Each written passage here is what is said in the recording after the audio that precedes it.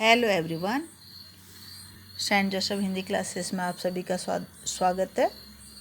Class 10th। इससे पहले मैंने जो वीडियो भेजा था उसमें राम लक्ष्मण परशुराम संवाद का चौथा छंद यानी कि चौथी चौपाई हमने पढ़ ली थी। अब मैं 5वीं चौपाई आपको पढ़ाने जा रही हूँ और उसकी व्याख्या करूँगी। तो प्रसंग यहाँ पर था कि लक्ष्मण परशुराम को बताते हैं कि जो शूरवीर होते हैं यानी कि जो वीर होते हैं, वीर पुरुष कभी भी अपनी वीरता की डींगे नहीं हाँकते, बल्कि वो युद्ध में अपनी वीरता प्रदर्शित करते हैं, दिखाते हैं कि मैं कितना वीर हूँ।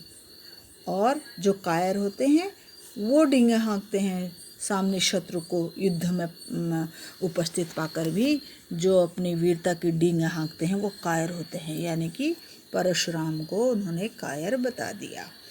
अब परशुराम की क्रोध का ठिकाना नहीं रहा और लक्ष्मण भी चुप रहने वाले नहीं हैं। उनकी क्रोध रूपी अग्नि में घी की आहुति डालते जा रहे हैं, यानी कि घी का काम कर रहे हैं और बोल रहे हैं, तुम तो कालू हाँक जन लावा, बार बार महिलागी बुलावा। कि आप तो मुझे बार बार मेरे लिए मौत बुला रहे हैं। जो हाँक जन लावा मीन आवाज़ लगा रहे हैं ऊंची ऊंची कि मौत आजा आजा आजा हैं लक्ष्मण के लिए, इसको ले जा, ऐसे आवाज़ लगा रहे हो, मौत को बुला रहे हो। काल माने मौत हैं और बार बार मेरे लिए बुलाई जा रहे हो। सुनत लखन के वचन कठोरा, परशु सुधारी धरे हूँ कर घोरा। और ऐसे वचन लखन के सुनकर, कठोर वचन सुनकर परशुराम अपने फर्श को सुधारने लगे मीन्स नचाने लगे, ऐसे घुमाने लगे और घोर गर्जना करने लगे मीन्स आवाज़ भी जोर जोर से चिल्लाने लगे। अब जन दे दोष मोहि लोगु, कटबादी बालक बधु जोगु। और कहने लगे अब यहाँ पर उपस्थित लोगों, जन माने लोगों, यहाँ पर उपस्थित लोग, अब मुझे कोई भी दोष मत देना, क्योंकि ये कटुवादी, ये कटु बोलने वाला बालक अवश्य ही हत्या के योग्य है, मार डालने के योग्य है। ये इसका वध करने में मुझे कोई पाप नहीं चढ़ेगा, ऐसे बोलने लगे। बाल बिलो कि बहुत मैं बाँचा, अब ये हूँ मरण निहार भांसाचा। मैंने इसे बालक समझकर, बाल बिलो कि मैंने बालक समझकर, बहुत मैं बाँचा, इसको मैंने बहुत बचाया, अब ये हूँ मरण निहार भांसाचा, अब ये पक्का ही मरेगा मेरे हाथ से, ऐसे बोल रहे हैं। कौशिक कहा क्षमहि अपराधु। तब कौशिक ने, जब वो ऐसे बहुत गुस्से हो गए और अपना फरसा नचाने लगे, सारे जो वहाँ राजा और राजकुमार थे सब डर गए एकदम से। तो कौशिक माने विश्वामित्र, तो विश्वामित्र आगे आके बड़े विनम्र शब्दों में मुनि का क्रोध शांत करने लगे और बोले, कौशिक कहा क्षमहि अपराधु। कौशिक ने कहा, हे मुनि श्रेष्ठ, क्षमा करें, बालक के अपराध को क्षमा करें। बाल दोष गुण ही न साधु। क्योंकि जो बालक होता है उसके गुण और दोषों को साधु लोग गिनती नहीं करते। यानी कि बालकों का काम, छोटे बच्चों का काम तो होता ही है, बालक है, अनजान है, अबोध है, तो वो गलतियां करेंगे।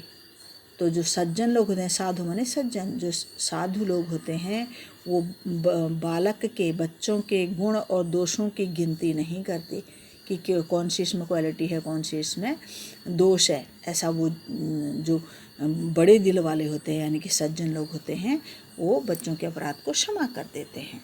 ऐसा वो बोल रहे हैं कि इसे क्षमा कर दो बालक समझकर। अब जब उन्होंने ऐसा कहा कौशिक ने, तो परशुराम आगे क्या कहते हैं, खर कुटार में अकुरन को ही, आगे अपराधी गुरुद्रोही। एक तो खर कुठार माने मेरा जो कुठार है, मेरा जो फरसा है, ये एक तो ये इतना दुष्ट है, और ऊपर से अकुरन को ही, और ऊपर से मैं इतना क्रोधी हूँ। आगे अपराधी गुरुद्रोही, और मेरे सामने ये गुरुद्रोही बालक खड़ा हुआ है। गुरुद्रोही माने जो गुरु की आज्ञा की अवहेलना करता है, उसकी आज्ञा को पालन नहीं करता, बल्कि गुरु के सामने उदंडता दिखाता है, उनके मुँह लगता है, हैं, ये अपराधी है गुरु का। गुरु माने खुद, जो खुद हैं ये अपने आप को गुरु बोल रहे हैं, ठीक है। गुरु माने श्रेष्ठ होता है। उत्तर देत छोड़ो बिन मारे, केवल कौशिकशील तुम्हारे। मैं इसको बिना उत्तर दिए ऐसे गुरुद्रोही, गुरु का अपमान करने वाले इस द्रोही को, इस दुष्ट को मैं इसलिए छोड़ रहा हूँ, केवल सिर्फ तुम्हारे सील के कारण छोड़ रहा हूँ कौशिक। हे विश्वामित्र, तुम जो विनम्र होकर मुझसे प्रार्थना कर रहे हो, तो इसके लिए ही, सिर्फ इस बात पर मैं इसको उत्तर नहीं दे रहा हूँ, इसको बिना मारे छोड़ रहा हूँ इस बालक को। न तो यही काटि कुठार कठोरे, गुरहि उरेन होते हूँ श्रम थोड़े। नहीं तो न तो माने नहीं तो, यही काटि कुठार कठोरे, यही इसी कुठार से मैं इसको काट डालता, कठोर कुठार से। और गुरहि उरेन होते हूँ श्रम थोड़े, और अपने गुरु के ऋण से मुक्त हो जाता। थोड़ा सा श्रम करना पड़ता मुझे, श्रम माने मेहनत, ज़्यादा मेहनत नहीं करनी पड़ती मुझे इस बालक को मारने में। ये बालक जरूर मर जाता मेरे हाथ से एक क्षण में ही, पर मैं तुम्हारी विनम्रता के कारण इसे छोड़ रहा हूँ, मार नहीं रहा हूँ। अब यहाँ क्वेश्चन आ सकता है आपके लिए कि परशुराम के वक्तव्य में विरोधाभास कैसे नजर आ रहा है। विरोधाभास माने कि परशुराम अपने स्टेटमेंट पर कायम नहीं रह रहे हैं। तो किन लाइनों से आपको समझ में आ रहा है कि परशुराम के वाक्य में विरोधाभास है। विरोधाभास माने वाक्य जो है, उनके जो सेंटेंस है, उनका जो वक्तव्य है, मतलब स्टेटमेंट, वो मेल नहीं खा रहा है। अब क्यों नहीं खा रहा है, ध्यान से सुनो। एक तरफ तो परशुराम कहते हैं कि मेरा कुठारा, मेरा फरसा इतना दुष्ट है कि ये, इसकी आवाज़, इसकी गर्जना मात्र से ही मेरे शत्रु के बच्चे, शिशु, छोटे, जो अभी अपनी माता के गर्भ में पल रहे हैं, पेट में, तो वो भी इसकी गर्जना से मर जाते हैं, दुश्मन के बच्चे। मेरा जो फरसा है वो इतना निर्दयी है। और एक तरफ से क्या कह रहे हैं, दूसरी तरफ कह रहे हैं कि मैं इसको बालक समझकर बहुत बार बचा लिया मैंने इसको, लक्ष्मण को। भाई एक तरफ तो आप कह रहे हो कि मैं बच्चों पर भी दया नहीं करता हूँ, मेरा फरसा बिल्कुल दया नहीं करता है, और इधर आप कह रहे हो कि मैं बालक समझकर इस लक्ष्मण को बार बार बचा रहा हूँ और ये मेरे मुँह लग रहा है।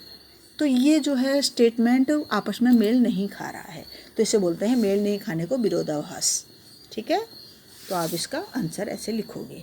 तो अब क्या कह रहे हैं आगे परशुराम, न तो यही काटे कुठार कठोरे, गुरहि उरेन होते हूँ श्रम थोड़े। नहीं तो मैं इस बालक को अभी थोड़े से परिश्रम से ही, थोड़ी सी मेहनत करनी पड़ती और मैं अपने गुरु के ऋण से मुक्त हो जाता। अब गुरु का ऋण क्या होता है शिष्य पर, कि गुरु ने उसको जो ज्ञान दिया है शिष्य को, अगर शिष्य उस ज्ञान पर चलकर अपना जीवन सफल कर देता है, दूसरे की भलाई करता है, उन शिक्षाओं पर अमल करता है, तो समझो गुरु के ऋण से वो मुक्त हो जाता है। ऋण माने कर्जा, गुरु का कर्जा जो होता है।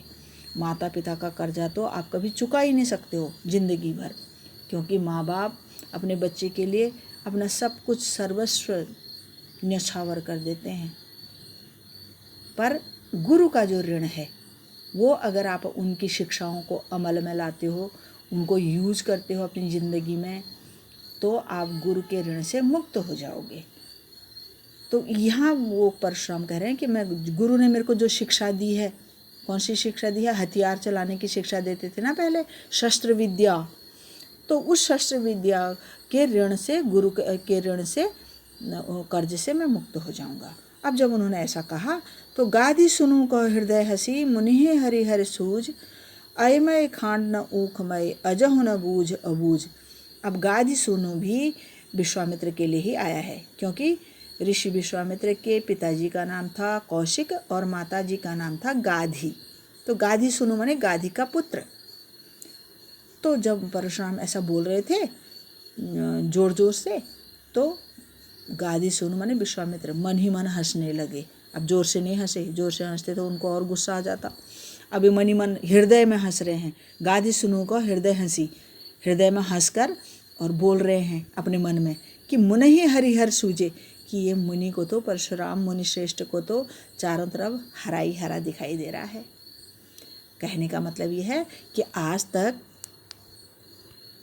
आज तक इनसे कोई हारा नहीं है, तो इसलिए ये सोच रहे हैं कि मेरे को आज तक किसी ने हराया नहीं, कोई मुझे हरा ही नहीं सकता। इन्हें ज़्यादा घमंड हो गया है, कहने का मतलब ये है। और ये अपने आगे राम और लक्ष्मण की शक्ति को भी कुछ नहीं समझ रहे हैं, ये सोच रहे हैं ये ऐसे ही हैं। ठीक है। आयमय खान न ऊखमय, ये सोच रहे हैं कि ये ऊख की बनी तलवार है। ऊख माने गन्ना, गन्ने की बनी हुई तलवार है, जिसे मैं मुंह में डालकर चबा जाऊंगा, जैसे गन्ने को चबा जाते हैं ना, पिघल जाता है मुंह में। पर उनको ये नहीं पता कि अयमय खांड ये फौलाद से बनी हुई तलवार हैं, लोहे की तलवार हैं। ये फौलादी हैं, आसानी से नहीं चबाए जा सकेंगे, यानी कि इनको कोई हरा नहीं पाएगा राम लक्ष्मण को।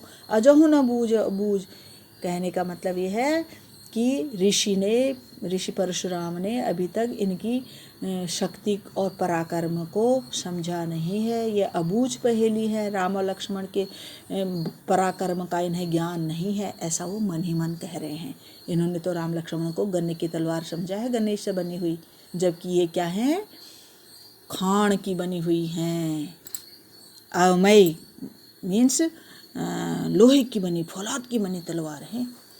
तो ये वीडियो यहाँ तक, अगली चौपाई में हम दूसरे वीडियो में अगली चौपाई पढ़ेंगे। Thank you children.